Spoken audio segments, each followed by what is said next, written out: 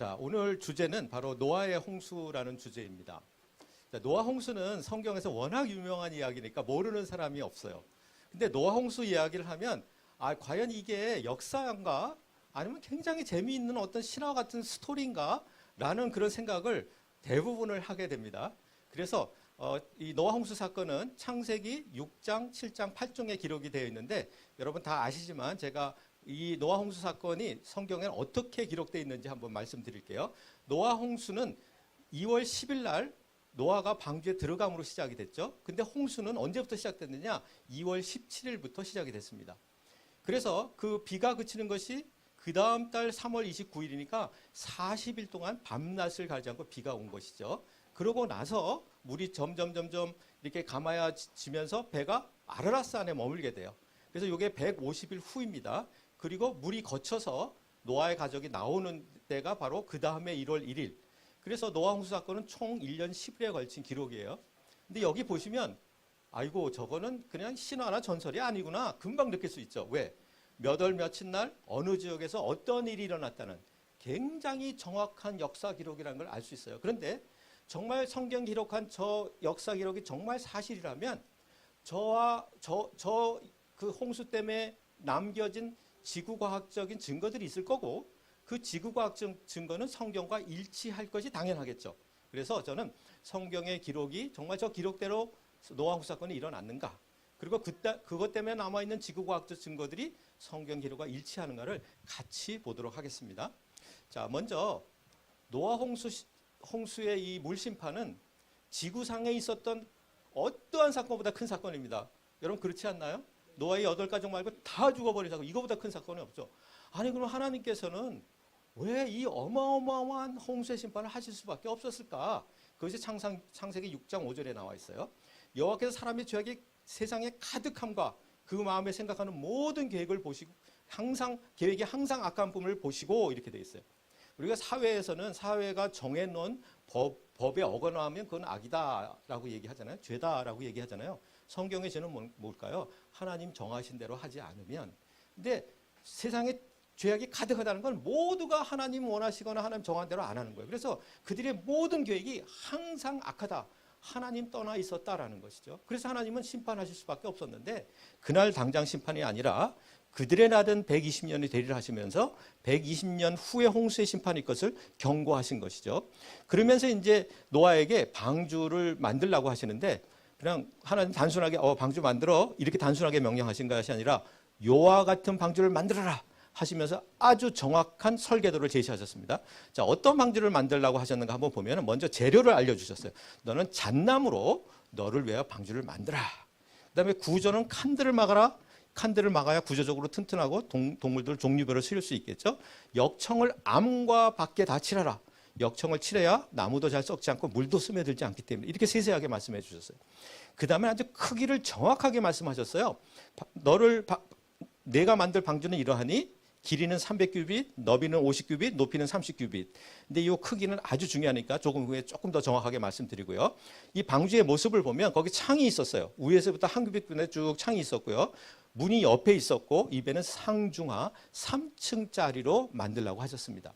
자, 아까 이 방주의 크기를 규빗이라는 단위로 얘기했잖아요. 길이 300, 폭이 50, 높이 30규빗인데 옛날 우리나라 사람들은 한자, 두자 이렇게 했듯이 이스라엘 사람들은 규빗이라는 단위를 썼어요. 규빗이 뭐냐? 팔꿈치에서 손끝까지 이렇게 하면 1규빗인 거예요. 그래서 약 47cm 정도 평균 잡으면 이렇습니다.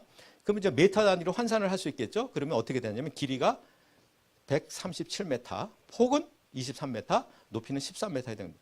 와, 이게 지금 몇백 메타 이렇게 나가니까 어마어마하게 큰데요. 항공모함하고 비교해봐도 저 정도 크기라는 걸 알 수 있고, 그다음에 3층이기 때문에 얼마나 많이 실을 수 있을까라는 걸 계산해봤더니 화차로 522량분에 해당되더라는 거예요. 굉장히 양도 많이 실을 수 있는 걸 알 수 있는데, 그래도 이제 꼭 저한테 질문하는 거예요. 아니, 그거 동물원에 가면 동물들이 엄청나게 많은데 그거 다 실을 수 있는 걸까요? 그 질문이 꼭 나와요. 그래서 지금 현재 지구상에 있는 그런 현존하는 생물체들, 포유류, 조류, 파충류, 양서류 다 합하면 종류가 약 17,000 정도 돼요. 근데 이제 암수 쌍쌍이 실어야 하니까 약 대략 35,000마리 정도로 이제 추정이 되는데 방주에는 그러면 동물들을 몇 마리 실을 수 있을까요? 한번 계산을 해보기 위해서 근데 기준을 잡아야 될 것 같아요. 동물 중에는 소와 말같이 덩치가 비교적 큰 거가 있는가 하면 무슨 다람쥐같이 작은 것도 있잖아요. 그래서 평균 내보면 한 양 정도가 평균 정도에 해당된답니다. 그래서 양을 기준으로 했더니 12만 5천 마리 이상이 나왔어요. 이 말은 종류별로 쌍쌍이 실을 수 있을 뿐 아니라 이들이 필요한 것도 실을 수 있는 일단 그 공간은 충분한 공간이었다라는 걸 여기서 우리가 알 수 있는 거죠. 그런데 또 이런 질문에 아니 그 동물들이 다 도망가고 막 그럴 텐데 그거 어떻게 다 갖다 집어넣었을까요? 그 걱정 안 하셔도 됩니다. 하나님 다 하셨어요. 무릇 생명의 기운이 있는 육체가 둘씩 노아에게 나와 방주에 들어갔으니 들어간 것들은 모든 것의 암수라 하나님이 그에게 명하신 대로 다 들어가매 누가 최종 문을 닫아주셨어요? 여호와께서 문을 닫아주셨다라고 기록이 되어 있습니다. 자, 그런데 이 어마어마한 홍수가 일어났잖아요. 그러려면 이게 방주가 배가 안정된 게 필요한데요. 배의 안정도는 세 가지가 있습니다.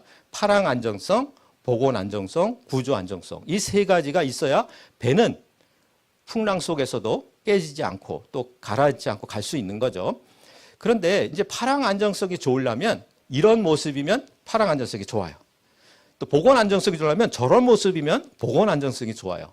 이런 모습이면 구조적으로 튼튼해서 구조 안정성이 좋아요. 그런데 그 어마어마한 홍수에서 이겨내려면 이거 세 가지가 공통점으로 다 좋아야겠죠? 바로 요 지점이어야 돼요. 근데 이거를 연구해서 박사학위 받으신 분이 있는데 이걸 연구해 봤더니요. 노아 방주의 비율 아까 10대 1.7대 1 딱 이 비율일 때가 저 정가운데 해당돼서 이 세 가지를 공통적으로 가장 안정된 배의 모습을 갖고 있더라라는 거죠. 별로 안 놀라시네요. 아니 어떻게 이 디자인이 나왔을까요? 누가 하셨으니까? 하나님께서 하셨으니까. 이제 와서 보니까 너무너무 놀라운 디자인이었어요. 자, 이제는 홍수의 원인을 살펴볼게요. 아니 지금 대기권에도 수증기가 많잖아요. 그거 다 비가 돼서 떨어져도 몇 배타 안 되는데 아니 그 높은 산까지 다 덮는 그 홍수가 어떻게 일어날 수 있을까요? 이제 이게 사실은 굉장히 궁금하고도 어려운 지점이죠. 그래서 홍수의 원인은 뭔가 알기 위해서 우리는 홍수 일어나는 첫날로 가보겠습니다. 그 첫날 어떻게 홍수가 일어난 그 원인이 나와 있어요. 창세기 7장 12절에 보면은 40주야를 땅에 쏟아졌더라 그랬는데 그 비가 언제부터 시작됐냐면 11절에 보니까 노아 600세 되는 해 둘째 달 그달 열일에 2월 17일 날 홍수가 시작됐는데 40일 동안 밤낮을 가지 않고 비가 왔대요. 아직 이런 거 없잖아요. 40일 동안 한 번도 쉬지 않고 있는 거. 왜 이런 비가 내렸냐? 바로 그 후에 원인이 나와요. 그날에 큰 기품의 샘이 터지며 하늘의 창들이 열려 이렇게 됐어요. 그러니까 지금 이 홍수의 원인을 밝히는 게 오늘의 핵심인데 그 홍수의 원인이 두 가지 있어요. 큰 기품의 샘이 터지며 하늘의 창이 열렸다는 거. 자, 이걸 같이 풀어가야 됩니다. 먼저 하늘의 창문 이랬잖아요. 그러니까 하늘에 무슨 도대체 창문이 있었나? 이걸 뭘 얘기하는 걸까? 이걸 알려면 우리가 하늘이 어떻게 만들어졌는가를 봐야겠죠. 그럼 창세기 1장으로 돌아가 보면 하나님이 궁창을 하늘이라 부르시느라 이렇게 됐어요. 그러니까 성경에 궁창이라는 단어가 나오면 무슨 시궁창인가 이러시면 안 되고 이거 하늘이구만 이렇게 생각하시면 돼요. 근데 궁창 즉 하늘을 어떻게 만드셨는가 봤더니 하나님이 궁창을 만드사 궁창 아래의 물과 궁창 위의 물로 나누게 하심에 그대로 되니라. 그러니까 처음 하늘이 그 물이 만들어는 바다처럼 이게 궁창 아래도 물이 있는 것처럼 하늘 위에도 물층이 있었다는 거예요. 물론 수증기 상태로 떠 있을 수 있는 물층인데 지금보다 더 많은 수증기 층이 두껍게 낀 물층이 하늘 위에도 있었다라고 얘기하는 것입니다. 자, 지금 현재 홍수 전에도 그렇고 지금 현재도 있는 층이 하나 있어요. 지금 대기권에 저 위에 무슨 층이 하나 있죠? 오존층이 있습니다. 맞습니다. 오존층이 있습니다. 네, 해로운 강선들을 막아주는 거죠. 근데 홍수 이전엔 층이 하나 더 있었어요. 무슨 층이 있었다고요? 물층이 있었습니다. 자, 이러면 어떤 차이점이 일어나는가 설명을 드릴게요. 이 빛을 좀 이해할 필요가 있는데요. 저는 물리학 중에서도 저는 빛을 연구하는 광학이 제 전공이고 광학 안에서 세부 전공이 레이저를 전공했는데요. 자, 가시광선은 우리 눈에 보이는 광선에 빨주노초 파남보라고 얘기하는 거죠. 근데 그거보다 길이가 긴 파동들이 있어요. 이걸 장파라고 그래요. 적외선, 마이크로파 뭐 이런 것들이 장파입니다. 근데 이거보다 파장이 짧은 게 있어요. 이걸 단파라 부르는데 가시광선, X선, 감마선 이런 것들입니다. 근데 이 단파는 굉장히 에너지가 높기 때문에 해로움을 끼칠 수가 있는 것들이 바로 단파인 거예요. 그래서 여러분이 아마 뉴스에서 보셨을 거예요. 오존층이 점점 감소하더라. 그래서 이 오존층이 남북쪽에 구멍이 생겼다. 이런 얘기 들어보셨을 거예요. 물론 지금 프레온 가스가 가장 오존층 파괴의 주범인데 이거를 못 쓰게 하고 있어서 지금 조금 감소했습니다. 오존층 이 파괴되는 것들이. 그러나 여전히 그 오존층이 이전보다 많이 얇아져 있어요. 이것 때문에 일어나는 게 뉴스에서 보셨을 텐데 인류의 위협이 된다 이것이. 피부암 환자가 급증하고 있다라는 거죠. 그러니까 저것들이 그냥 세포 그냥 망가뜨리는 게 아니라 세포 안에 유전 인자까지 유전 정보까지 파괴시킨다라는 거죠. 그것이 그래서 암이 되더라라는 것이죠. 자, 홍수 이후에는 지금 현재 오존층만 있다고 말씀드렸죠. 자, 오존층의 중요한 역할은 좋은 광선은 투과시키고 해로운 광선은 막아주는 거예요. 근데 우리가 알다시피 100% 막지를 못해요. 그래서 일부 계속 들어오고 있습니다. 그런데 홍수 이전에는 오존층 말고 또 무슨 층이 있었다 말씀드렸죠? 물층이 있었다고 그랬어요. 근데 이 물층은 또 재밌게도 파장이 긴 장판은 다 투과시켜요. 그런데 이 물층도 에너지가 높아서 파장이 짧은 것들은 통과시키질 않아요. 그러니까 오존층으로 막는데 다 막지 못한 거는 물층이 다시 막아주는 거예요. 그러니까 차단 효과가 있는 거죠. 해로운 광선을 철저하게 차단해 줄 수 있다. 물층이 있다면.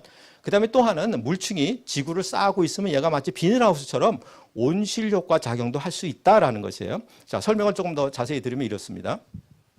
지금 지구가 우리나라 같으면 여름도 있고 겨울도 있고 봄, 가을이 있어요. 그거는 지축이 저기 있는 것처럼 딱 0도로 되는 것이나 23.5도 이렇게 기울었기 때문입니다. 그래서 저렇게 돌아가면 여름이 됐다가 가을이 됐다가 겨울이 됐다가 다시 여름이 됐다가. 그러니까 햇빛을 직사광선으로 많이 받으면 여름인 거고 비스듬하게 조금 받으면 겨울이 되는 것입니다. 그런데 아까 말씀드린 것처럼 물층이 있으면 비닐하우스처럼 위에 물층이 있으면 내부 열이 들어와서 내부 공간에 갇히게 되겠죠. 그러면 전 지구가 따뜻할 수밖에 없다라는 거예요. 그러니까 물층이 있기만 하면 차단 효과가 일어나겠구나. 물층이 있으면 또 온실 효과가 나타나겠구나. 그건 우리가 합리적 추론이 가능하시죠, 그죠? 그런데 정말 그런 물층이 있었다는 성경적 증거, 지구과학적 증거가 정말 있는지 한번 살펴보려고 그래요. 자, 성경적 증거를 한번 살펴봅시다. 창세기 1장은 제가 지난주에 설명을 드렸는데 어떻게 하나님이 창조를 하셨다라는 내용이 나와요.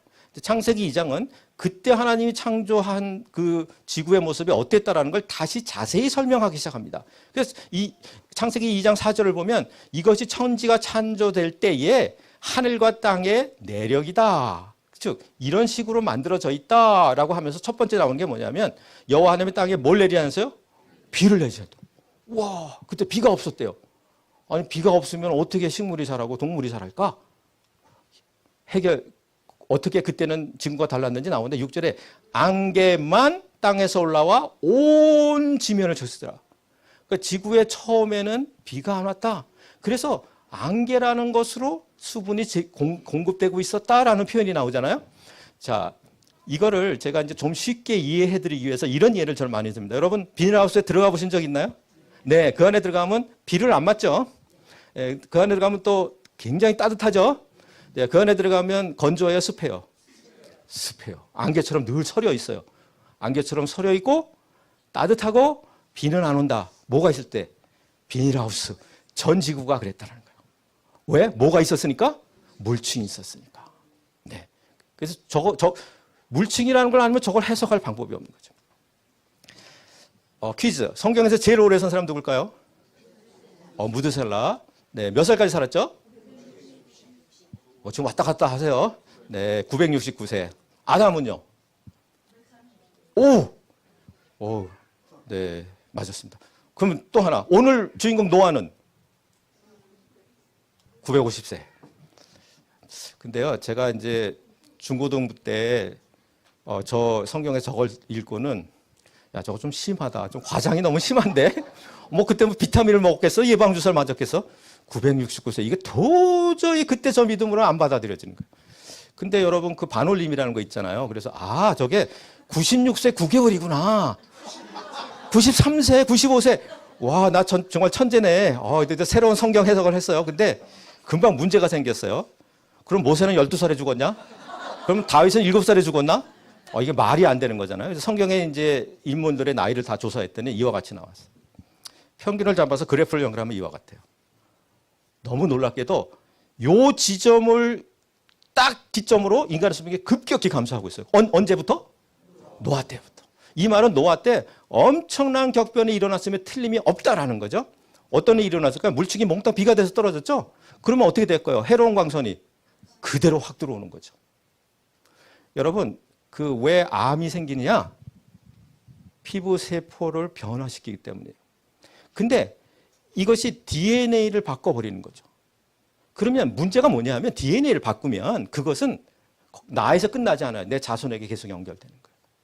그러니까 하나님께서는 우리를 얼마나 멋진 모습으로 만드셨는가. 예방주사 안 맞고 비타민 안 맞고 아담이 930세까지 살면서 어마어마하게 많은 자손을 번창시킬 수 있는 그런 사람으로 우리를 창조하셨단 말이죠. 근데 저 죄악 때문에 해로운 광선 들어오기 시작하니까 그 하나님의 주신 그 좋은 인자들이 다 깨져가고 그 나쁜 인자가 자손에서 자손으로 계속 축적되면서 전달되기 시작했다는 것이죠. 그뿐 아니라 물층이 없어지고 나니까 덥고 춥고 막 뒤죽박죽 환경이 변한 거죠. 그러니까 훨씬 사람들이 살기 어려워진 거죠. 그래서 저는 스스로 똑똑하다 생각했죠. 96세 9개월 그래놓고는. 그래서 사람들이 정말 성경 말씀을 있는 대로 인정하지 않고 자기가 이해하는 만큼 가져가려 한다는 거죠. 근데 성경이 뭐라고 우리에게 말씀하고 있습니까? 우리 같이 읽겠습니다. 시작. 먼저 알 것은 성경의 모든 예언은 사서로이 풀 것이 아니니 예언은 언제든지 사람의 뜻으로 낸 것이 아니요 오직 성령의 감동하심을 받은 사람들이 하나님께 받아 말한 것입니다. 함부로 풀면 되지 않는다. 왜? 오직 성령의 감동을 받은 사람들이 하나님께 받아서 말한 것이기 때문이다. 그래서 사람들은 내가 틀리다고 성경이 틀린 것이 아닌데도 내가 이해하는 만큼만 받아들이는 거예요. 근데 이것은 하나님께서 직접 성령의 감동하심을 통해서 주신 것이기 때문에 완벽한 진리다라는 것입니다. 아멘. 네. 그러면 정말 물층이 있었다는 지구과학적 증거도 있어야 될 거 아니에요. 그렇죠? 네. 지금 저기 보이는 것은 코끼리 비슷하게 보이지만 몸에 털이 엄청 있죠? 바로 맘모스입니다. 근데요, 이 맘모스가 주로 시베리아 지방에 살고 있었다고 그렇게 알려지고 있잖아요. 시베리아 지방에서 하나 또 냉동돼서 썩지 않는 게 그대로 발견이 됐습니다. 얘가 발견되니까 아니 시베리아 지방에 완전히 얼음뿐이 없는 동토인데 얘들이 뭘 먹고 살았을까? 배를 갈랐더니요. 깜짝 놀라게 발견했어요. 열대 지방에서만 사는 열매와 나뭇잎이 그득히 들어있었어요. 그런데요, 이 맘모스가 발견된 그 분포도를 보니까 최소한 600만 마리 이상의 맘모스가 시베리아 지방에 살았대요. 그러면 그 600만 마리가 먹고 살려면 얼마나 많은 식량과 열매가 있었을까요? 그래서 북극 지방 거기가 과거에는 굉장히 따뜻했다라는 걸 이제 다 인정해요. 왜? 거기는 어마어마하게 많은 그것이 변화된 석유, 석탄도 나오거든요. 그래서 그 추운 곳까지 따뜻할 수 있는 이유는 하나죠. 뭐가 있었으니까? 물층이 있었으니까. 또 하나 있어요. 여러분 공룡은 정말 종류가 많아요.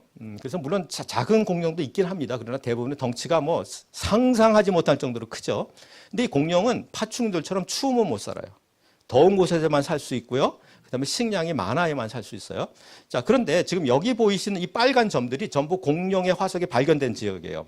우리나라도 굉장히 많이 발견된 점들이 보이실 거예요.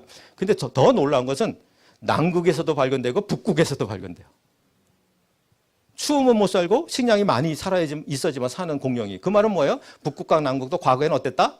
따뜻하고 식물도 어마어마하게 자랐다. 뭐가 있었기 때문에? 물층이 있었기 때문에. 네. 그래서 물층의 증거를 공룡도 그다음 맘모스도 증언을 하고 있는 거죠.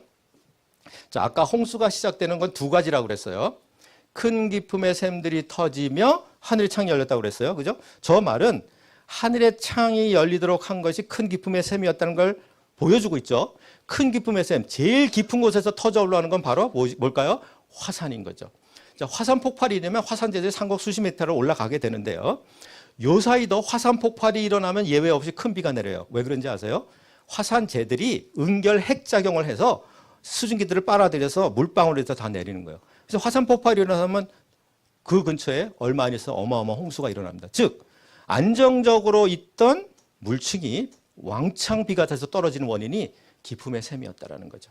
그런데 여러분 지금 저기 보고 계신 그 빨간 점들이 뭐냐면 화산대예요. 화산대. 화산 폭발이 많이 일어날 가능성이 있는 것. 지구에서 제일 큰 건 환태평양 화산대죠. 왜 그렇게 지금 요새 뭐 인도에 또 인도네시아에 또 멕시코에 왜 이렇게 화산 폭발 그 지진이 많이 일어나냐? 환태평양 화산대 바로 옆에 있거든요.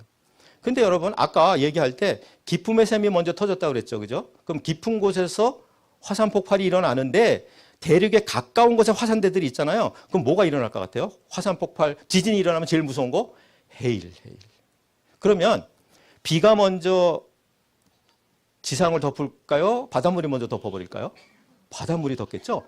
또 한 가지는 저쪽 바닷속에서 지구 땅 쪽을 미니까 저런 조산조력 운동이 생기는 거예요. 그래서 그 성경에 보면 시편에 보니까 옷으로 덮은 까지 주께서 땅을 깊은 뭐로 덮었어요?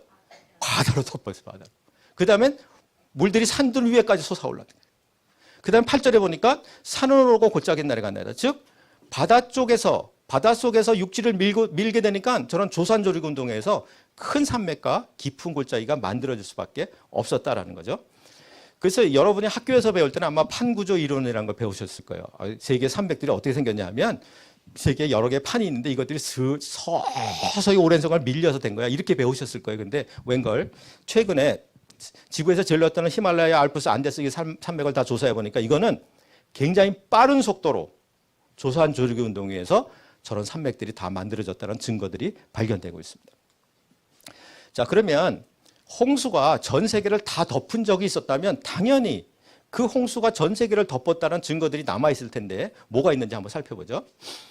자, 성경에 보니까 물이 많아져서 땅에 넘치며 방주가 물 위에 떠다녔고 그 다음에 물이 땅 위에 더욱 넘치며 천하의 높은 산도 다 잠겼다. 그러면 요새 여러분이 아는 지구에서 제일 높은 산이 어디예요? 에베레스트 산. 그럼 그것도 잠겨야겠죠, 그죠? 네, 물론이죠. 그래서 너무 놀랍게도 에베레스트 산 세계에서 제일 높은 산인데 산 정상 부근에서 엄청나게 많은 조개와 물고기 화석이 발견되는 거예요. 저 높은 산도 어떻게 됐다? 물에 잠겼었다는 거죠. 그리고 아마 여러분이 퇴적층에 대해서 배웠을 텐데요. 퇴적층은 물의 운반 작용에 의해서 채곡 쌓인 걸 퇴적층이라고 그래요. 배우셨죠, 그죠? 근데 전 세계에서 발견되는 지층의 지표면에 4분의 3 이상이 퇴적층, 퇴적암이에요. 그 말은 지상에 있는 대부분의 땅덩어리가 물에 쓸려서 잠겼었다라는 걸 우리에게 얘기해 주는 거죠. 그 중에 대표적인 게 이 그랜드 캐년이잖아요. 네, 그 깊이가 10리가 넘고 길이는 한반도 길이보다 더 길죠. 그런데 이 그랜드 캐년에서 너무 놀라운 게 발견됐어요. 저 그랜드 캐년 저 사진을 보시면 경계가 뚜렷하게 보여요. 여기 경계 보이시죠? 저 위는 켜켜이 쌓여있는 퇴적층이에요. 그렇죠? 밑은 색깔도 다르죠? 그 다음에 층도 없어요. 저거는 변성암이에요. 그래서 여러분 그랜드 캐년 가면요. 화석 엄청나게 많이 팔아요. 파면 화석 나오니까. 근데 저 경계 밑에서는 화석이 단 한 개도 안 나와요. 그래서 이걸 조사한 저기 과학자가 보이시는데요. 경계가 아주 뚜렷하죠? 퇴적암, 변성암. 그래서 저 과학자는 얘기하기를 홍수 이전의 층과 홍수 이후의 층이다라는 것이죠. 그것 말고는 설명이 될 수가 없는 거예요. 그런데 정말 이 노아 홍수에 대해서 가장 결정적인 증거를 찾은 분이 있어요. 헨리 모리스 박사님인데요. 저 밑에 이렇게 손 들고 계신 분인데 이분은 수리 물리학자입니다. 그래서 물체가 수압을 받으면 어떻게 이동하는가 이걸 연구하는 분인데요. 저기에 표이석을 발견했어요. 캘리포니아에서.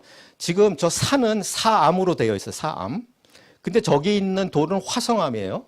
그러면 저 화성암은 저기 있던 걸까요? 아니면 굴러온 돌일까요? 굴러온 돌이죠. 근데 저 밑에 보면 저 사이즈가 아니라 저 사람하고 밑에 사이즈 보이시죠? 얼마나 큰지 아시죠? 그래서 저 헨리 모리스 박사는 이거는 노아 홍수에서 성경에 기록된 저 정도의 홍수가 아니면 저거는 굴러올 수가 없다. 근데 이분이 또 발견한 게 이거예요. 이번에는 퇴적층은 물의 운반 작용에 의해서만 생긴다는 거 이건 누구나 아는 거잖아요. 근데 저기 한번 돌 보고 저 밑에 차를 보세요.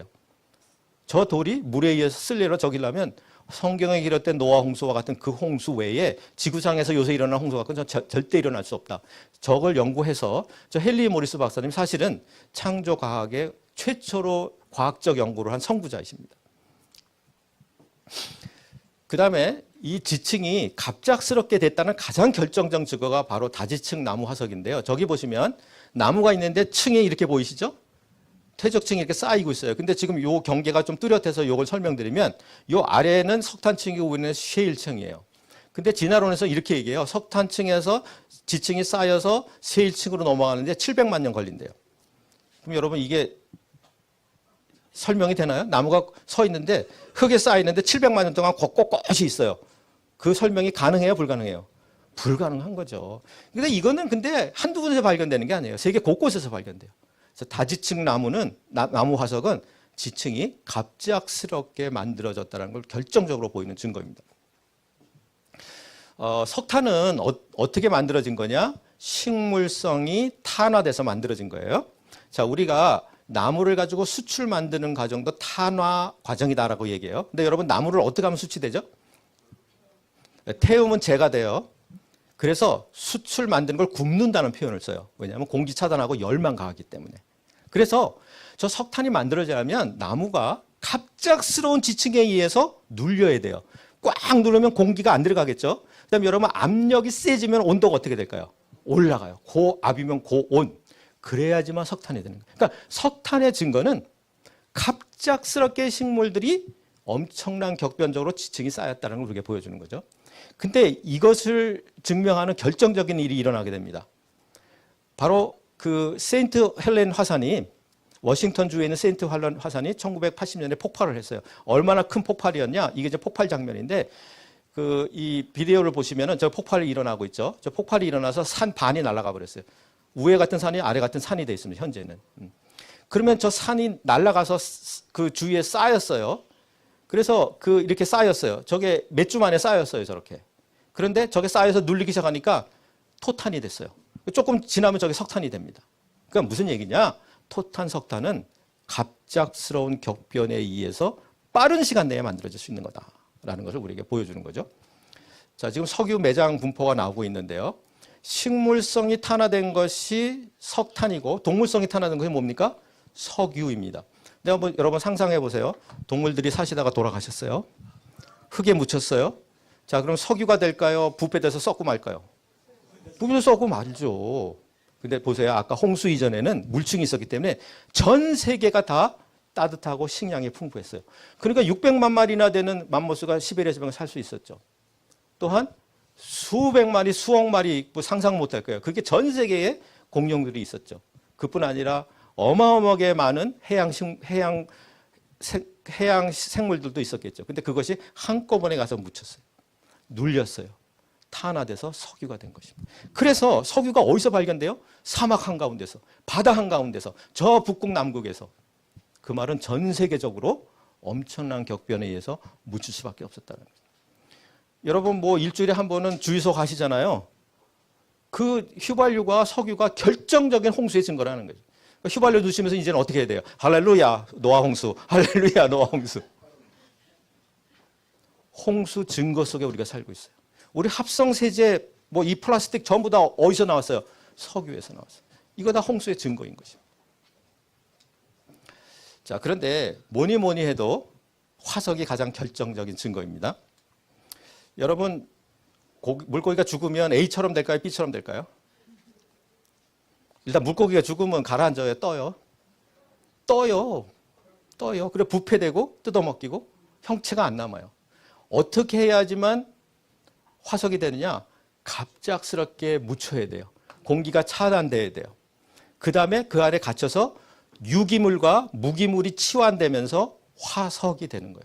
그러니까 화석 자체는 격변적으로 갑자기 묻히지 않으면 만들어지지 않는 거예요. 그러니까 화석은 이건 격변이 지구상에서 어마어마하게 일어날 거를 우리에게 증명해 주는 것이다라는 것이죠. 그런데 여러분 그렇기 때문에 여러분 물고기 화석 저기 보세요. 등지름이 배지름이 얼마나 선명해요. 그런데 반대편에 있는 거는 뭐까지 여러분 보여요? 비늘까지 보이지 않습니까? 저거는 서서히 죽은 것이 아니라 갑작스럽게 묻혀서 저런 생생한 모습을 보이고 있더라고요. 근데 얘들이 그냥 한 번에 죽은 것이 아니죠. 떼거지로 그냥 이 물고기 저 물고기 한꺼번에 다 갑작스럽게 묻혔기 때문에 저런 화석을 남길 수밖에 없었다는 거죠. 그런데 진화론에서는 야, 이게 화석이 진화의 증거야라고 결정적으로 얘기하잖아요. 그 이유가 뭐냐 하면 화석이 발견될 때 저기 보는 것처럼 물고기, 그 다음에 파충류, 그 다음에 포유류 이런 순으로 발견되는 거예요. 실제로 파보면. 그래서 그런 순서로 진화된 거라고 주장하는 거예요. 그런데 이것을 결정적으로 우리에게 해결하시는 게 두 가지인데, 첫째는 아까도 이미 보여드렸지만 다지층 나무 화석 보면은 퇴적층이 오랜 시간 만들어졌다고는 증거입니까? 아니면 단기간에 만들었다는 증거입니까? 단기간에. 근데 여기 보시면 우리가 이 진화론과 관계돼서 두 사람이 아주 중요한데요. 동일 과정설을 주장한 찰스 라헬입니다. 찰스 라헬은 동일 과정설을 주장했는데 그건 뭐냐면 지층이 동일한 과정과 동일한 속도로 된다는 거예요. 그래서 요새 지층은 어떻게 생기는가 봤더니 1cm 되는데 100만 년 걸린다는 거예요. 그럼 10cm 보면 1000만 년 걸렸구나. 1m짜리는 이건 1억 년 걸렸구나. 이렇게 해석하는 거예요. 그러니까 모든 지층은 서서히 동일한 과정과 동일한 속도로 됐다라고 내세우는 게 바로 동일 과정설이에요. 근데 이거를 받아들여서 진화론을 일으킨 게 바로 찰스 다윈이죠. 그래서 이 두 가지 학설이 만나서 된 게 여러분 교과에서 보는 바로 지질 주상동거예요. 저게 이제 결정적으로 이제 진화론을 주장하는 거죠. 그래서 고생대, 중생대, 신생대 저런 과정을 통해서 진화됐다 이런 주장을 하는 거예요. 자, 그럼 제가 재미있는 설명을 하나 해드릴게요. 어떤 학생이 화석을 하나 발견했어요. 그래서 교수님, 이 화석이 어느 시대일 거예요? 그래 내가 알려줄게. 그러면서 지질 주상들을 쫙 펴놔요. 펴놓고서 여기 있잖아 요게 중생대 요게 암모나이트 이게 7천만 년 전 거야. 그래서 지질 주상들을 보고 화석 연대를 탁 얘기해요. 학생이 궁금해. 그러면 교수님 이 지질 주상도는 어떻게 만든 거예요? 이 지질 주상도 화석 보고 만든 거야. 여러분 문제점을 이제 웃는 분만 발견하셨어요. 이게 뭐냐 하면 화석은 존재하지만 지질 주상은 있어요 없어요? 없는 것으로 없는 걸 해석하는 거예요. 이거를 순환 논리라고 그래요. 근데 논문에도 나와 있어요. 표준 화석은 새로운 지층의 연대를 추정하는 데 이용된다. 그러나 새로운 화석의 연대는 그것을 발견한 지층의 연대에 따라 추정된다. 이것은 최악의 순환 논리이다. 화석으로 지층 연대한 다음에 그 화석의 연대를 지층 연대에 따라 한다. 이 말이 안 되는 소리죠. 또 다른 논문에도 나와 있습니다. 지구 연대는 암석에 대한 지질학적 연대에 기초하고 암석의 연대는 지질 주상도 지층 퇴적물에 기초한다. 퇴적률. 그런데 이 퇴적률은 찰스 나엘이 동일 과정설에 의해 임의로 가정한 연대이다. 임의로 가정한. 그래서 이거는 지난번에도 중에서 말씀드렸는데 다시 한번 말씀드리면 진화론에서는 고생대, 중생대, 신생대 나눠놨어요. 화석은 과거에 살던 생명체의 모습을 남긴 건데 진화론에서는 표준 화석이라는 걸 정해놨어요. 진화론에서는 각 시대에만 살던 생물이 있었고 그 생명체의 화석을 표준 화석이라고 얘기하는 거예요. 무슨 얘기냐? 저 중생대 뭐가 많이 보이십니까? 공룡. 그래서 공룡은 진화론에서 얘기하는 중생대의 표준 화석. 왜? 진화론 뭐라고 주장하냐? 공룡이 중생대에 사다가 다 멸절했으니까. 그러니까 공룡 화석 발견되면 이건 중생대야 라고 얘기하는 거예요. 근데 여러분 학교에서 배울 때 고생대의 표준 화석이 뭐라고 배우셨어요? 제일 대표적인 게 바로 삼엽충이죠. 삼엽충. 자, 그래서 삼엽충의 발견은 최소한 2학년에서 최대 5학년까지다. 왜? 고생대에만 살았던 거니까. 근데 여러분 미국 유타주에서 이렇게 사람의 발자국이 떡하니 발견됐는데요. 이 사람 발자국과 동시에 꽉 눌린 것이 있었어요. 바로 요 화석이에요. 제가 확대해 볼게 무슨 화석인가 한번 보시죠. 자, 무슨 화석일까요? 삼엽충의 화석. 이 말은 사람과 삼엽충이 같은 지역에 같은 시대에 같이 살고 있었다는 거예요. 사실 이거 하나로 진화론 끝난 거죠, 사실은. 그런데 우리나라에서 더 놀라운 게 발견됐어요. 경남 남해 바닷가에서 이렇게 공룡의 발자국이 발견됐다는 얘기 들어보신 적 있죠, 그죠? 그런데 저기 지금 같은 공룡 발자국이 보이시죠? 그 바로 해변 쪽인데요. 여기에 다른 발자국이 무수히 나 있었어요. 그래서 과학자들이 그래서 분석을 해봤죠. 무슨 발자국으로 확인됐을까요? 사람 발자국. 사람과 공룡은 같은 시대에 있었습니다. 다음으로 전남 해남에서는요. 어마어마하게 큰 공룡 발자국이 발견됐어요. 지난번에도 말씀드렸지만 우리나라가 세계 3대 공룡 서식지예요. 세계에서 공룡 가장 많이 살았던 세 곳 중에 하나. 근데 그중에서 제일 큰 것만 발견돼요. 그러니까 실질적인 주라기 공원인데요. 여기서 같이 발견된 게 이 발자국이에요. 바로 새 발자국. 우리들은 학교에서 이렇게 배웠잖아요. 공룡이 중생사다 다 멸절하고 신생대 들어서서 한참 후에 나라는 새가 나타난다. 웬걸? 새와 공룡이 같이 있었어요. 근데요. 너무 놀랍게도 최근에 경남 진주 거진리에서 어마어마하게 많은 물새 발자국이 저렇게 떼거지로 발견됐는데요. 이 물새 발자국이 뭐에 꽉 눌려 있었을까요? 바로 공룡 발자국. 저 공룡 발자국 안에 새 발자국 같이 보이시잖아요. 그죠? 진주 경남과학관에 저거 뻗어서 지금도 전시되고 있어요. 자, 저런 것들이 발견되면서 과학자들이 뭐라고 이제 얘기하는가. 화석이나 그 외에도 오랜 시간 동안에 진화했던 어떤 증거도 없다. 그러나 일반 사람들은 이런 문제점을 전혀 듣지 못한다. 교과서를 통해서만 진화론을 배우기 때문에 저런 일이 일어나고 있는 거죠. 그래서 이 지층과 화석과 홍수와 아주 밀접한 관계가 있는데 그걸 설명드리면요. 아까도 말씀드린 것처럼 실제로 지층을 파면요. 주로 아래쪽에 어류가 나와요. 중간에 파충류들 나와요. 그 다음에 포유류 나와요. 이거 봐. 그러니까 이렇게 진화된 거야 라고 주장을 하는 거죠. 근데 이제 조금 이따 설명드리겠지만 이게 결정적인 홍수의 증거인 거예요. 자, 무슨 얘기냐 이런 거예요. 여러분 한번 생각해 보세요. 자, 어마어마한 홍수가 있었다. 격변이 있었다는 이미 말씀드렸습니다. 그래서 홍수가 일어나서 땅에 막 쓸려내려오기 시작해요. 그럼 묻히겠죠. 제일 밑에 뭐가 묻힐까요? 조개, 바다 밑에 살던. 그렇죠? 그 다음엔 물고기들 묻히겠죠? 물고기들. 그 다음엔 무태 아래쪽에 사는 주로 파충류, 양소리 얘들 묻히겠죠? 그 다음에 뭐가 묻힐까요? 맨 끝까지 도망갔던 사람들 묻히겠죠. 그럼 생각해 보세요. 발견되는 순서가 오랜 시간 진화된 순서가 아니라 어떤 거예요? 홍수 때문에 묻힌 순서더라 이게. 그러니까 홍수가 일어나면 당연히 저 순서대로 묻힐 수밖에 없어요. 그런데 홍수 난 날 해필 바캉스 나왔다 묻히면 공룡 밑에 묻힐 거 아니에요. 그렇게 뒤집혀서 묻힌 거 같이 발견되는 거 아까 다 있잖아요. 그죠? 바로 홍수의 증거다라는 것이죠. 그래서 사실은 진화론에서 얘기하는 순서대로 발견되는 이유가 바로 여기 있더라는 거예요. 근데 뒤집힌 것도 가끔 나오는데 뒤집힌 거 한 개만 나오면 진화론 틀린 거죠. 근데 수없이 나옵니다. 바로 홍수의 증거인 것이죠. 자, 드디어 이제 홍수가 끝나고 이제 기념 촬영을 하고 있는데 자, 홍수 이후에 어떤 일이 이제 일어났는지 한번 보도록 하겠습니다. 자, 전 지구를 물이 덮었다고 그랬잖아요. 그래서 아니 도대체 그 물이 다 어디 갔을까요? 그런데 아까 한 것처럼 골짜기가 깊어지고 산은 높아졌다고 그랬잖아요. 그죠? 그래서 조란조력운동에서 바다가 깊어요. 여러분 바다 깊은 곳은 산 높은 것보다 훨씬 깊습니다. 그래서 물이 그렇게 모여들었을 거다라는 것은 합리적 추론이 가능한데 근데 성경은 꼭 집어서 이런 이유 때문에 또 물이 감소했어 라고 얘기하고 있어요. 그게 바로 창세기 8장에 나옵니다.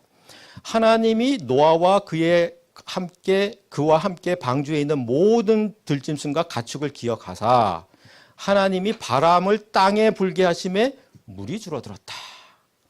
바람이 불게 하심에 물이 줄어들었다. 그럼 바람을 한번 공부해 볼 필요가 있는데 자, 이 가운데 공기가 더워지면 내려가요? 올라가요? 올라가요. 그럼 여기가 비잖아요. 그러면 거기가 다른 공기가 채우기 시작해요. 이게 바람인 거예요. 바람은 온도차가 있는 곳에서만 만들어지고 온도차가 많으면 더 세게 불어요. 자, 아까 전 지구가 물층으로 둘러싸여 있으니까 골고루 다 따뜻했죠. 물층이 싹 없어지고 나면 햇빛을 원래 직사광선 많이 받던 적도지방은 별로 온도차가 없어요. 온도차가 가장 많은 곳은 어딜까요? 극지방. 그래서 온도차가 가장 많은 곳에서 가장 세찬 바람이 불었을 거예요. 근데 화산재가 올라가서 다 가려버렸죠. 그러면 세찬 바람이 차가운 바람, 뜨거운 바람. 지금 어려운 질문 했나요? 세찬 바람이 해가 가렸어요. 그러면 차가운 바람, 뜨거운 바람, 차가운 바람. 그래서 극지방은 전부 물이 어떻게 됐어요? 다 얼어붙었어요. 그 극지방에 어마어마하게 많은 빙하의 형태로 물이 저장돼 있어요. 지금 기온이 올라가서 빙하가 녹고 있다는 얘기 들어보셨죠? 자, 저 빙하가 녹으면요. 전 세계의 해발 300m, 그러니까 주로 도시들이 100m, 200m 있는데 거기 다 물에 잠겨요. 그러니까 여러분 집을 사시려면 달동 내에 사셔야 돼요. 네, 물에 다 잠겨버립니다. 저거 다 녹으면 지구는 다 물에 잠겨버립니다. 자, 아까 말씀드린 대로 궁창우에 물이 있었어요. 물층이 있어서 전 지구가 적도지방뿐 아니라 극지방까지 골고루 내부 공간이 다 따뜻할 수밖에 없었다고 그랬잖아요. 그죠? 그런데 저 물층이 다 홍수 때 다 없어졌잖아요. 그러니까 어떤 일이 벌어졌느냐? 이런 일이 벌어졌어요. 땅이 있을 동안에 신음과 거둠과 추위와 더위와 여름과 겨울이 쉬지 않더라. 드디어 물층이 없어지고 난 홍수 이후가 되니까 춥고 덥고 여름 겨울이 나타났다라는 것이죠. 그래서 이 이유 때문에 원래 하나님께서는 우리 보고 뭘 먹고 살으라고 명령하셨어요. 하나님이 이르시되 내가 온 지면에 씨 맺는 모든 채소와 씨 가진 열매 모든 나무를 너에게 주노니 너희의 먹을 거리다. 우리로 하여금 씨 맺는 채소, 열매 맺는 나무를 먹고 살라고 하셨어요. 이것이 원래 우리가 먹으라고 하신 거예요. 근데 홍수가 나고 나니까 물층이 없어졌죠. 덥고 춥고 지구 환경이 갑작스럽게 변했잖아요. 하나님이 얼마나 세심히 신경을 쓰셨냐 이렇게 말씀하셨어요. 모든 산동물은 너희 먹을 것이 될 것이라. 채소같이 내가 이것도 다 너에게 주노라. 홍수 끝난 후에 새롭게 우리에게 동물들도 먹게 허락을 해 주셨어요. 그래서 여러분이 홍수 이전에 계셨으면 프라이 치킨 못 드셔봤을 거예요. 그죠? 네. 이 장면에서 웃는 장면인데. 네. 그 물이 땅에서 물러가서 어디에 머물렀다? 아랄. 7월 17일 날 아라랏산에 머물렀는데요. 아라랏산이 해발 5,160m. 백두산은 거의 2배만큼 돼요. 그래서 산 중턱 이후는 저렇게 만년설이 덮어 있고 항상 얼음으로 차 있어요. 근데 저 지점이 아주 묘한 지점인데요. 구소련, 이란, 터키 이 국경선이 다 지나가고 있어요. 그래서 저기가 험하기도 하고 또한 출입이 철저하게 통제되고 있는 그런 곳이거든요. 근데 여기를 연구한 사람 중에 프랑스의 나바라 박사님이 계신데 저기 보시는 것처럼 완전히 얼음으로 뒤덮여 있죠. 근데 얼음 틈이 갈라진 걸 우리가 크레바스라고 부르는데요. 그 크레바스 저 밑에서 저 나무들을 찾게 돼요. 근데 저 나무를 보시면 각져 있죠. 저거는 자연목이 아니라 다듬은 목재예요. 그리고 저건 백잣나무였어요. 그래서 나바라 박사는 저거야말로 홍수의 증거이다라고 얘기하고 있어요. 자, 그래서 1856년부터 완전히 방주가 빙하 속에 들어가기 전에 굉장히 많은 목격자들의 목격담이 이미 있어 왔는데요. 특별히 그 아라랏산 터키 쪽 국경 그쪽에 어마어마한 눈사태가 나서 한 마을이 다 덮여버렸어요. 그러니까 너무나 큰 사고가 일어나니까 중앙정부에서 공무원들을 파견해서 그 조사를 하기 시작하다가 그들도 방주를 보게 되니까 그 공무원들에 의해서 발표가 났고 그것이 신문에 시카고 트리뷴지에 시카고 신문에 실렸던 저 신문까지 저렇게 나왔습니다. 그러고 나서 나바라 박사가 그 깊은 크레바스에서 목재를 발견하게 된 것이죠. 그래서 이 방주에서 노아의 8식구, 그러니까 노아 부부, 3아들과 며느리. 그래서 이 3아들로부터 사람들이 온 땅에 새로운 인류 역사가 시작이 됐다는 것을 창세기는 우리에게 얘기해 줍니다. 그래서 그런지 이 노아의 가족이 살아남아서 이때부터 새로운 인류의 역사가 시작돼서 그런지 모든 나라에는 자기 나라 조상이 어떻게 시작됐어요? 라는 그러한 자기 민족이 시작된 그런 설화들을 다 갖고 있는데 너무 놀랍게도 전 세계에 250개 이상의 홍수 신화가 있더라는 거예요. 그러니까 자기 조상이 홍수로부터 건짐을 받아서 시작됐다라는 그런 설화들이 공통점으로 있더라라는 것이죠. 실제로 인류 역사상 가장 오래된 문자 기록은 바로 수메르인이라는 길가메시 평판인데 저게 바로 홍수 기록이 나와 있어요. 그 다음에 또 가장 오래된 문자 중에 하나가 중국의 한자잖아요. 중국 사람들은 이런 전설을 갖고 있어요. 자기 최초의 조상의 이름은 누아래요. 중국어 발음 누아.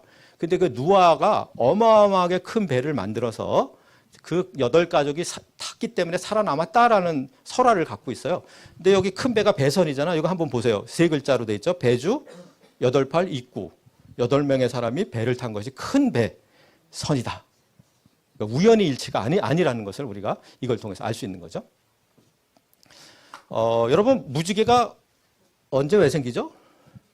비 온 후에 햇빛이 비춰지면 굴절 때문에 생기는 것이 무지개죠. 근데 성경은 뭐라고 얘기하죠? 홍수가 끝난 다음에 하나님께서 다시는 물로 심판하지 않겠다는 언약의 증거로 무지개를 보여주셨다는 거예요. 비 온 후에 의뢰 뜨는 게 무지개인데 이게 뭔 소릴까? 라고 학생 때 생각했었죠. 근데 오늘 강의 들은 것처럼 홍수 이전에 비가 내렸어요? 안 내렸어요? 노아 때 최초의 비가 내리고 그 최초의 무지개를 가리키면서 하나님은 다시는 물로는 심판하지 않겠다라고 약속을 하신 거였습니다. 드디어 이제 홍수가 끝나서 이제 파티가 벌어졌는데요. 이제 진짜 중요한 이야기하고 제 강의를 마치려고 합니다. 진짜 중요한 건 이 홍수가 우리에게 주는 의미가 뭐냐라는 거예요. 아까도 강의를 시작하면서 말씀드렸지만 이 세상에 일어났던 어떠한 일도 어떠한 사건도 홍수 사건보다 큰 사건은 없었다. 전 지구를 물로 덮고 전 지구에 있는 모든 사람 8사람 빼고 심판을 받았던 이 어마어마한 사건의 의미가 뭘까? 첫째는 예수님께서 이걸 잘 풀어주셨어요. 예수님께서 이렇게 말씀하셨어요. 노아 때 된 것 같이 인자의 때도 그러하리라. 여러분 인자의 때가 언제예요? 예수님의 재림. 예수님의 재림 내가 다시 올 때가 언제인지 알고 싶어? 노아 때를 보면 돼. 노아 때 된 것 그대로 내가 올 때도 그러할 것이야 라고 말씀하세요. 그러면서 뭐라고 말씀하느냐. 노아가 방주에 들어가는 날까지 사람들이 먹고 마시고 장가들고 시집가더니 홍수가 나서 저희가 다 멸망하였으며. 이 말이 무슨 말씀일까? 그럼 예수님은 시집장가 못 가고 먹고 마시지 않는 빼빼 마른 노총각 노처녀 좋아한단 말이냐. 이게 무슨 말일까? 이걸 이해하려면 아까 창세기 6장 8절에서 왜 하나님께서 심판하실 수밖에 없었을까? 이 세상에 죄악이 가득해서 모두가 내 생각, 내 판단, 내 마음이 원하는 대로 했더라. 그래서 하나님 심판하셨다고 그랬잖아요. 무슨 얘기예요? 내 먹고 싶으면 먹는 거야. 내 마시고 싶으면 마시는 거야. 내 장가 들고 싶으면 장가 가고 시집 가고 싶으면 시집 가고 내 마음, 내 판단, 내 원하는 대로 했을 때 그때가 바로 물의 심판에 있을 때다. 근데 그때가 바로 내가 다시 올 인자의 때라고 말씀하고 계신 거예요. 그래서 이것을 예수님의 수제자 베드로는 더 구체적으로 우리에게 얘기합니다. 먼저 이것을 알지니 말세가 언제인지 아냐? 말세가 조롱한들이 와서 자기의 정욕을 따라 행하며 말세가 되면 자기가 원하는 대로 다 행할 때 그때가 말세라는 거예요. 그래서 이렇게 자기 정욕을 따라 다 했기 때문에 어떤 일이 벌어지냐? 이로 말하면 그때는 물에 넘침으로 멸망하였을 때. 그런데 이제 하늘과 땅은 동일한 말씀으로 불사르기 위하여 보호하신 바 돼요. 그때는 사람들이 자기의 정욕과 자기 원에서 살았기 때문에 물에 넘침에 물의 심판이 있었지만 동일한 말씀으로 이제는 무슨 심판이 있을 것이다? 불심판이 있을 것이다 라고 선언하고 계신 것입니다.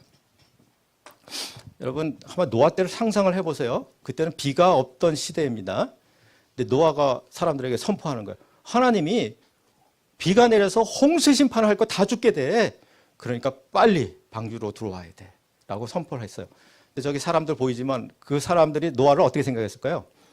저게 돌았어. 완전히 왕따이고 완전히 손가락질하고 비웃고. 그런데 노아가 방주에 탔어요. 2월 10일 날. 근데 비가 내려요? 안 내려요. 그 다음 날도 안 내려요. 일주일 동안 안 내려요. 그러니까 사람들이 아마 방주에 모여서 이런 더 바보치고 바보 얼마나 손가락질을 했을까요? 저는 우리가 살고 있는 이 시대가 바로 그 일주일과 같다. 곧 불심판이 올 텐데 아무리 얘기해도 비웃기만 하는 그 일주일과 같다. 그렇게 생각을 해요.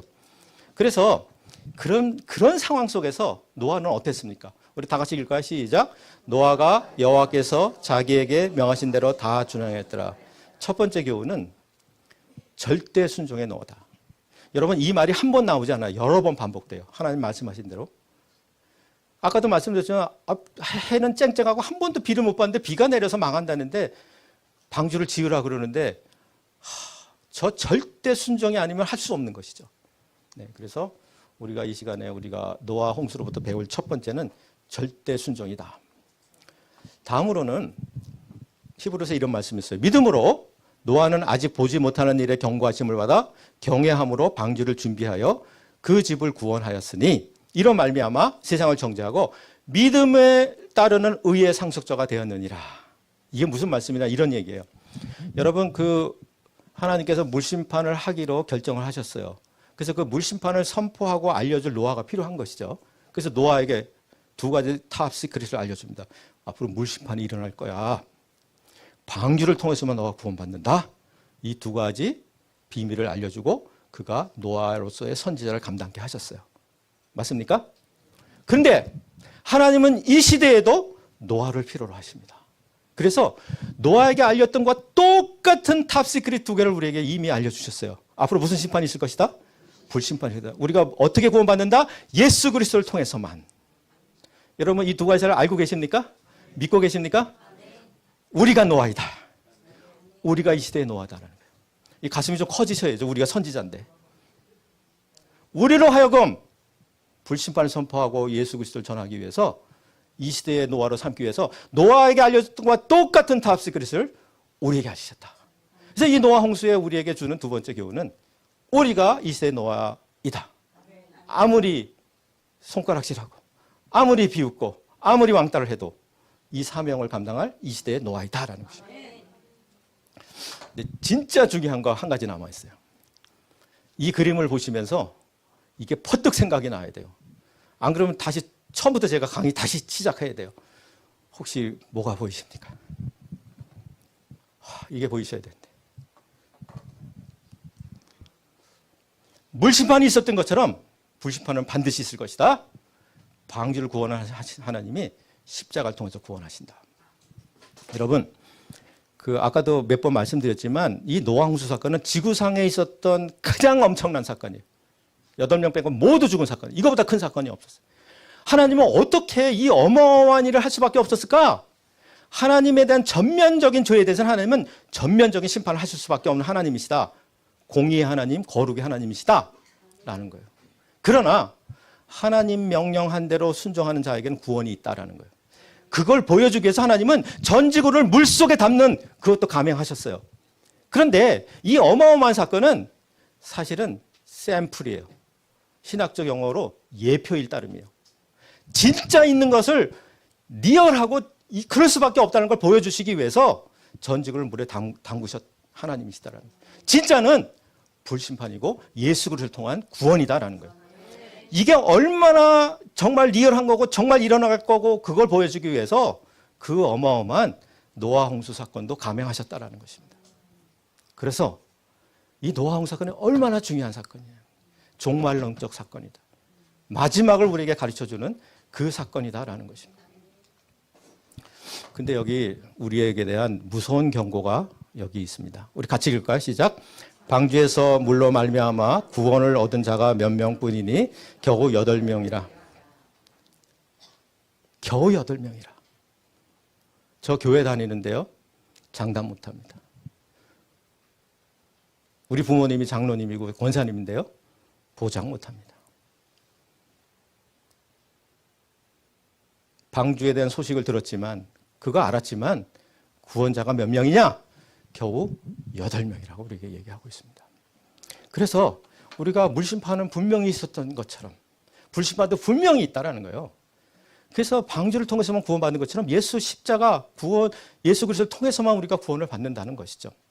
그런데 그렇기 때문에 예수님께서 왜 오셔야만 했을까요? 우리 같이 읽을까요? 시작. 인자에 온 것은 섬김을 받으려 함이 아니라 도리어 섬기려 하고 자기 목숨을 많은 사람의 대속물로 주려 함이라. 자기 목숨을 대속물로 주기 위해서 우리를 오셨다. 그래서 누가 십자가에 못 박혔어요? 같이 한번 노란 것만 읽을까? 시작. 내가 그리스도와 함께 십자가에 못 박혔나니. 네, 거기까지만. 내가 그리스도와 십자가에 못 박혔나니.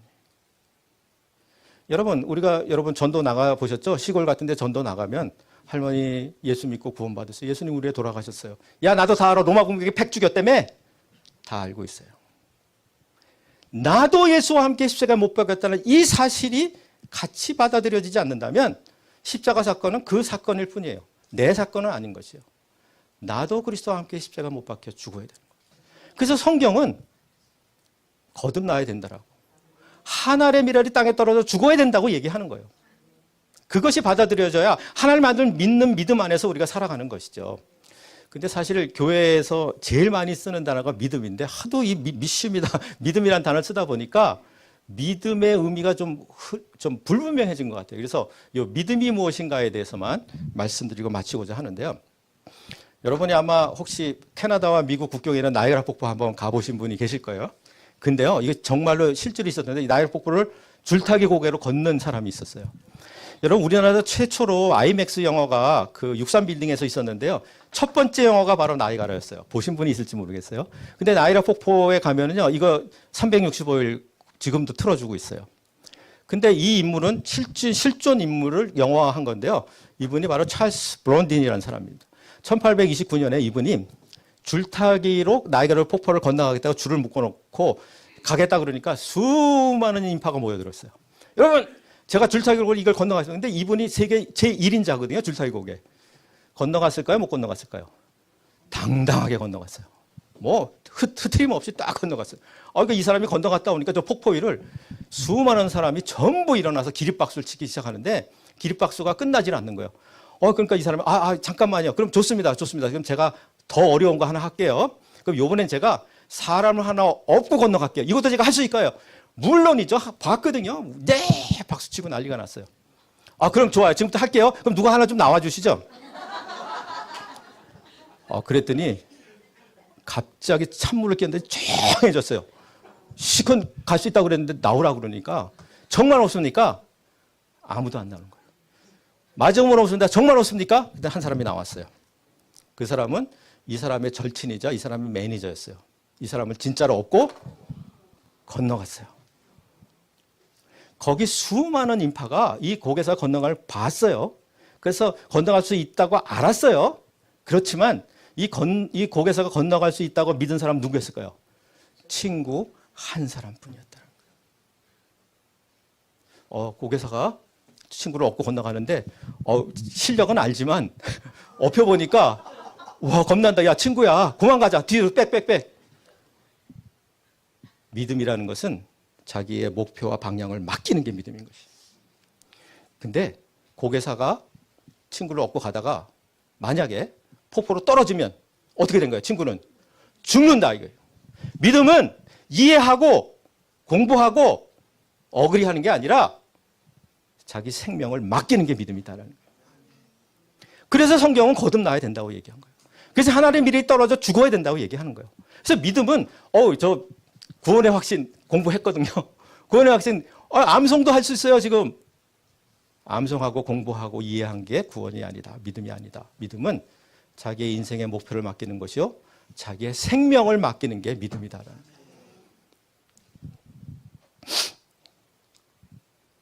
그래서 이 생명을 얻으려면 성경은 우리에게 뭐라고 얘기합니까? 십자가 예수 그리스도를 믿을 수밖에 없다. 우리 같이 읽을까요? 시작. 내 말을 듣고 또 나 보내신 이를 믿는 자는 영생을 얻었고 심판에 이르지 아니하나니 사망에서 생명으로 옮겼느니라. 어떻게 영생을 얻는가? 심판에 이르지 않는가? 사망에서 생명으로 옮겼는가? 나 보내신 이를 믿는 자. 믿는 자는 이해하는 것이 아닙니다. 공부하는 것이 아닙니다. 자기의 인생을 맡기는 것이고 생명을 거는 게 바로 믿음인 것입니다. 이 시간 우리 같이 기도하면 좋겠습니다. 정말 우리가 단순히 그냥 교회 다니는 것으로 끝나고 단순히 그냥 성경 공부하는 걸로 끝나고 그것이 아니라 정말 목숨을 거는 자, 생명을 거는 자, 인생을 거는 그 믿음을 그런 믿음으로 나가게 해달라고 참 믿음을 회복하게 해달라고 그렇게 기도하면 좋겠습니다. 특별히 다음 세대를 위한 이 기도가 일어나면 좋겠습니다. 진화론에 꽁꽁 묶여있는 그들이 그 진화론을 꿰뚫고 생명을 얻는 자들이 될 수 있도록 참 믿음을 얻을 수 있도록 우리 주님 한번 외치고 한번 기도하시겠습니다. 주여